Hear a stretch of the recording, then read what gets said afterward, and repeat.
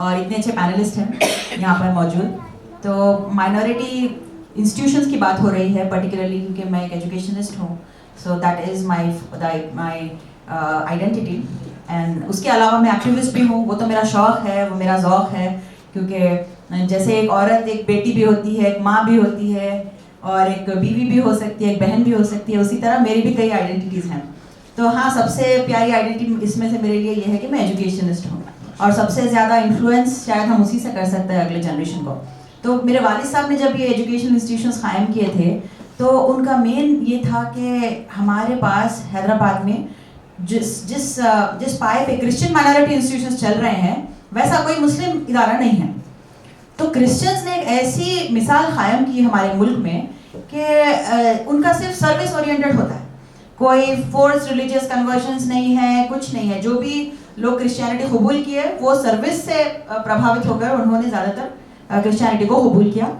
तो क्योंकि जब हम जिस तरह से, क्योंकि मैं भी कॉलेज में सेंट एन्स में पढ़ी थी, तो देखती थी जिस तरह डेडिकेटेड हमारे सिस्टर्स होते थे, तो उस तरह का डेडिकेशन जो कम्युनिटी में है वो बहुत ही काबिल तारीफ़ है और हमको वो सीखना चाहिए उन लोगों से। तो उसी बुनियाद पे ऐसे मुस्लिम इदारे भी कई हैं, बहुत अच्छे हैं, बट जितने ज़्यादा I think contribution education field में क्रिश्चियन इदारों का है, शायद हम उस लेवल तक पहुंचने के लिए थोड़ा और टाइम लगेगा।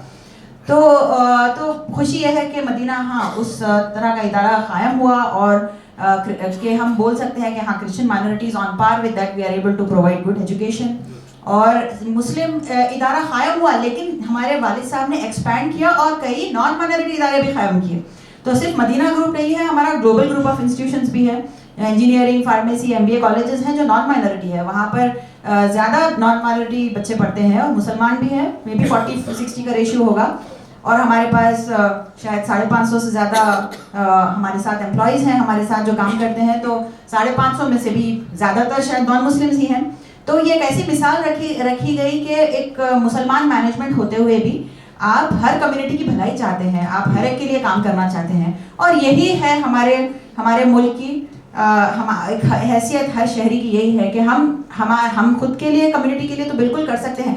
एक बात हमारे वालिद साहब कहते थे कि मैं कम्युनल नहीं हूँ, बट मैं कम्युनिटी माइंडेड हूँ। क्या बात। तो हर कोई कम्युनिटी माइंडेड हो सकता है, और ज़रूरी नहीं है कि हम कम्युनल हो, हम हर एक के लिए बराबर सोचते हैं, बट हाँ थोड़ा अपनी कम्युनिटी की तकलीफ़ों को जब हम महसूस करते हैं और उसका दर्द ज़्यादा होता है।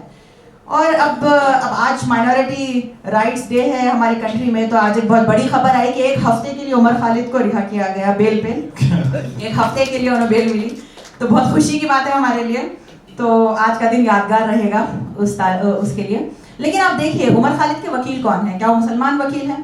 अब कपिल सिब्बल सबसे पहले ठहरते हैं जब भी किसी मुसलमान पर ज्यादती होती है, या हमारे प्लेसेस ऑफ वर्शिप एक्ट के ऊपर, या जितने भी बहस होते हैं, तो जो एक्टिविस्ट, जो नामवर एक्टिविस्ट और जो बड़े बड़े वकील हैं मुल्क के, नॉन मुस्लिम्स ही हैं जो ठहरते हैं मुसलमानों के लिए। तो ऐसा नहीं है कि आज हर मेजॉरिटी कम्युनिटी का हमारा कोई खुदा ना खास्ता दुश्मन है, या ऐसा कुछ नहीं है। वो जो शर्परस्त लोग हैं वो माइनॉरिटी में ही हैं, और उस तरह के लोगों का कभी ना कभी तो अंत होगा, क्योंकि हेट के साथ आप ज़्यादा दिन सर्वाइव नहीं कर सकते। हमने हिटलर को देखा, मसलूनी को देखा, क्या हुआ। तो हिस्ट्री और अच्छे से याद नहीं रखती ऐसे लोगों को, बहुत हिस्ट्री के काले पन्नों पे उनका नाम लिखा जाता है ऐसे तरह के लोगों का। तो हमें आज के दिन, और अब सिख भाई भी हमारे यहाँ मौजूद हैं, तो सिख कम्युनिटी से हमको सीखने की ज़रूरत है। जब शाहीन बाग में हमारे लोग ज़्यादा मुसलमान, हालांकि वो CA NRC का जो प्रोटेस्ट था, क्योंकि टारगेट उसमें मुसलमानों के ऊपर ज़्यादा था, तो इसीलिए ज़्यादा मुसलमान वहाँ पर आए, और शाहीन बाग पे जिस तरह प्रोटेस्ट हुआ, और वहाँ पर लंगर किसने लगाया? हमारे सिख भाइयों ने लंगर लगाए, और सिख भाइयों ने लंगर हर जगह लगाए। जहाँ पर भी किसी कम्युनिटी पर एट्रॉसिटी हुआ हो, वहाँ पर सिख भाइयों का लंगर सबसे पहले लगता है।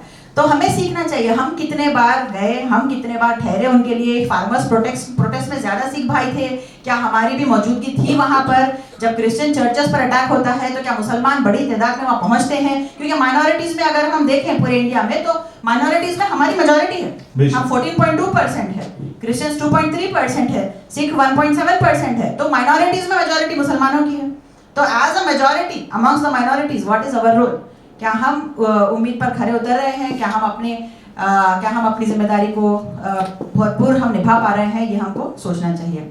और ये बात कहते हुए मैं अपनी बात ख़त्म करना चाहती हूँ। मेरे सीने में नहीं, मेरे सीने में नहीं तेरे सीने में सही, हो कहीं भी पर आग तो जलनी चाहिए। क्या बात, बिल्कुल जलनी चाहिए। और